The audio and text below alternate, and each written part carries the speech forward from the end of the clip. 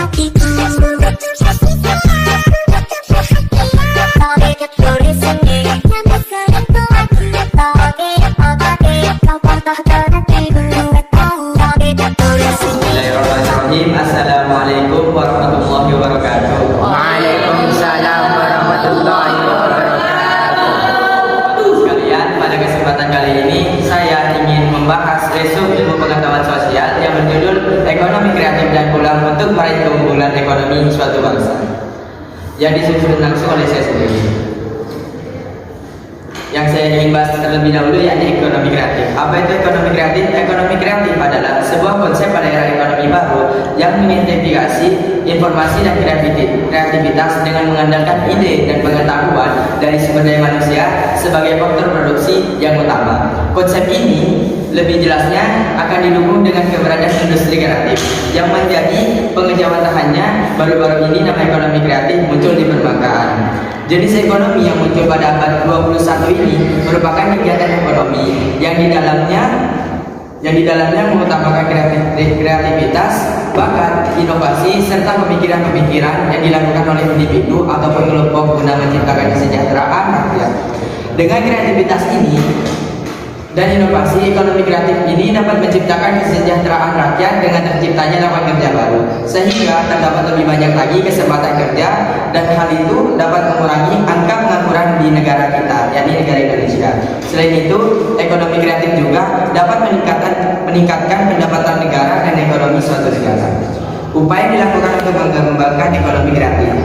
Saat ini telah banyak sektor-sektor industri yang telah mengangkat produk ekonomi kreatif seperti industri musik, film, fotografi, kuliner, musik dan desain grafis, dan lain sebagainya sebenarnya.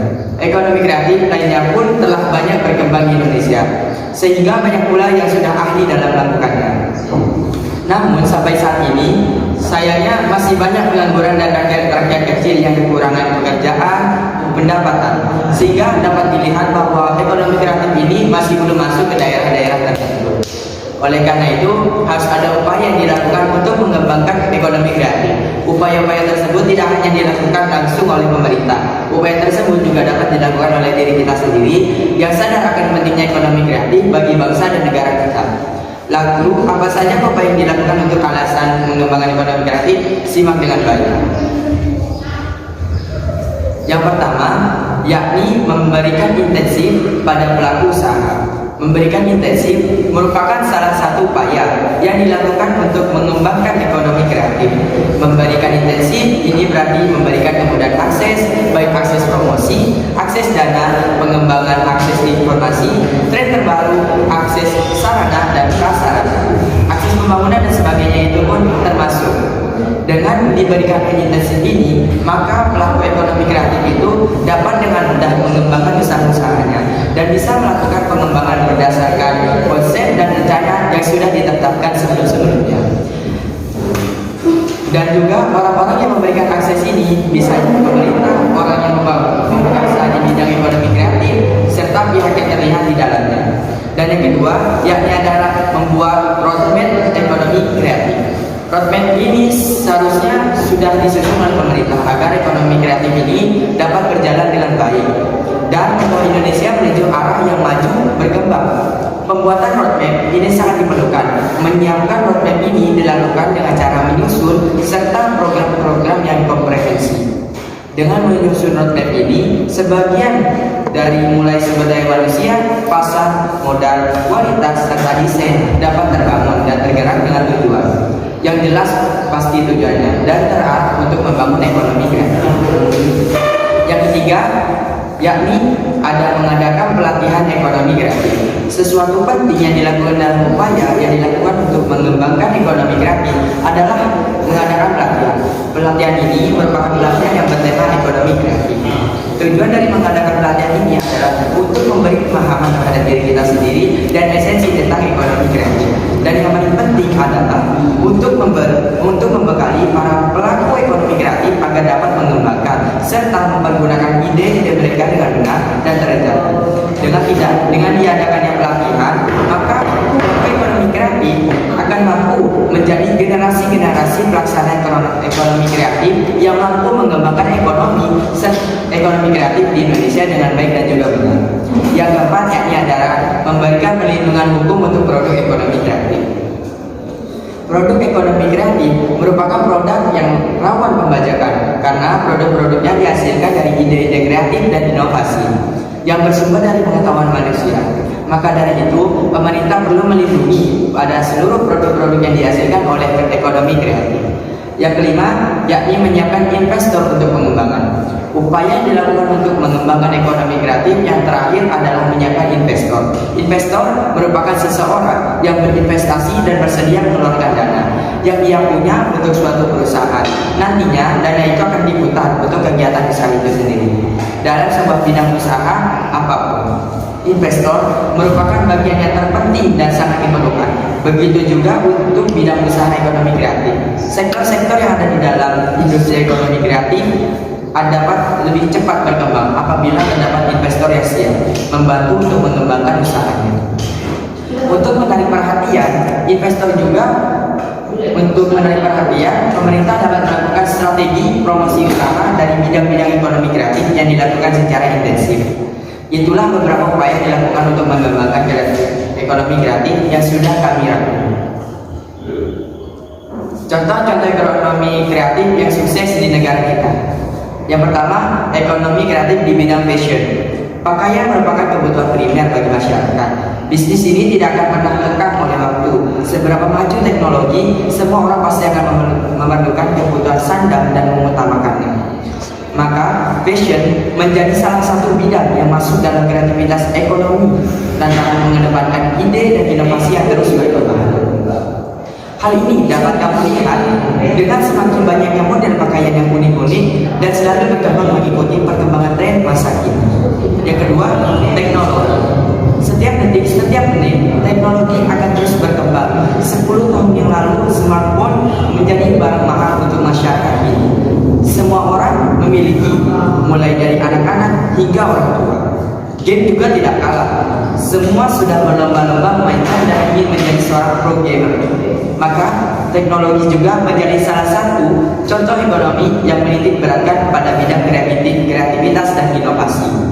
Perusahaan yang bergerak di bidang teknologi akan mengalami failing jika tidak bisa mengikuti inovasi masa. Yang ketiga, yaitu handicraft. Semua hal yang berunsur kerajinan tangan dan kesenian tidak pernah lepas dari namanya kreativitas. Sebab kamu tidak akan menemukan handicraft yang unik jika kreativitas para pencipta stuck di tempat. Kini kamu bisa menemukan banyak model tas-tas unik yang dibuat dari kerajinan rotan, tas dari anyaman bambu, atau bahkan kerajinan pahat dari kayu. Nilainya pun tidak murah, sebab untuk membuatnya pun tidak mudah. Yang keempat, yakni digital marketing. Media sosial pun makin banyak yang bermunculan. Semua golongan dari menengah ke bawah, menengah ke atas, dan dari segala usia menggunakan media sosial seperti Twitter, Facebook, Instagram, hingga TikTok saat ini. Kini semua media sosial tidak lagi hanya untuk sekadar mencari hiburan semata, tetapi juga bisa kamu manfaatkan untuk media pemasaran. Maka tidak heran jika muncul industri baru yang bergerak di bidang digital marketing. Industri ini semua hal yang berbau konten untuk blog atau media sosial akan ditangani. Yang terakhir, yakni ada kuliner. Jika dulu kuliner hanya berkutat di warung, makan dengan menu yang itu saja. Kini kuliner juga mengikuti perkembangan zaman. Banyak inovasi baru dari masakan lama. Misalnya muncul rice box dengan berbagai variasi pemasakan, mulai dari khas Indonesia hingga khas Jepang atau Korea. Selain itu, bisnis kuliner kopi kekinian juga berkembang. Ini menunjukkan jika ekonomi di bidang kuliner tidak hanya berkutat di makanan, tetapi juga minuman khas yang dicintai anak muda. Lanjut kepada pemahaman yang kedua, yakni memanfaatkan persaingan sebagai peluang untuk meraih keunggulan ekonomi bangsa. Persaingan dapat melahirkan keunggulan ekonomi karena peserta yang mengikutinya akan memberikan upaya terbaiknya agar dapat memenangkan persaingan. Ketika dua perusahaan bersaing untuk menawarkan produk yang sama, mereka juga harus terus berusaha untuk meningkatkan penawarannya, termasuk harga. Ketika hal itu terjadi, konsumenlah yang menang karena mendapatkan produk terbaik dengan harga yang terjangkau. Sederhananya seperti itu. Namun kenyataannya tidak selalu demikian. Jika suatu industri tidak memiliki persaingan, maka satu produsen dikatakan memonopoli pasar, sehingga tidak memberikan banyak pilihan bagi konsumen pada komoditas tersebut. Misalnya, jika hanya ada satu perusahaan yang mampu membuat komputer, ia dapat memasang harga sesuka hati tanpa mempertimbangkan adanya persaingan pasar. Kualitas pun tidak menjadi perhatian karena hanya mereka yang mampu dan menciptakannya. Saat hal ini terjadi, maka konsumen, masyarakat atau rakyatlah yang dirugikan. Namun dalam hal ini sebetulnya bukan hanya persaingan itu yang menjadi pokok pembahasan. Terdapat aspek lain yang membuat persaingan dapat memicu keunggulan ekonomi bangsa. Aspek ini dapat dilihat dari bagaimana perdagangan internasional pun terjadi. Mengapa? Karena perdagangan internasional lah dipengaruhi oleh adanya keunggulan komparatif atau comparative advantage dan keunggulan mutlak atau absolute advantage dari masing-masing negara. Kedua hal tersebutlah yang menjadikan persaingan sebagai peluang meraih keunggulan ekonomi bangsa. Menurut teori perdagangan yang dikemukakan oleh Adam Smith, perdagangan antara dua negara terhadap dua jenis barang akan terjadi jika masing-masing negara mempunyai kekuatan dalam memproduksi barang-barang tertentu. Keunggulan yang diperoleh oleh dua negara tersebut adalah bahwa keduanya akan mengimpor barang-barang lain dengan harga yang murah daripada memproduksi sendiri. Dengan cara ini, negara-negara yang mempunyai keunggulan mutlak atau absolute advantage akan mengekspor barangnya dan mengimpor barang yang mempunyai kerugian mutlak atau absolute disadvantage. Keduanya sama-sama diuntungkan dan dirugikan. Saat ini terjadi, maka keduanya mendapatkan keuntungan melalui mengisi kerugiannya. Satu sama lain dapat keuntungan mutlak.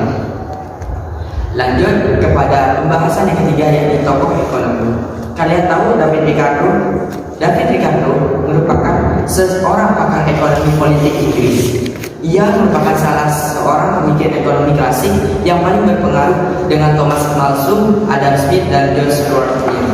Ricardo mulai karir profesionalnya sebagai seorang pialang dan spekulan pasar keuangan. Ia berhasil mengumpulkan kekayaan pribadi yang cukup besar.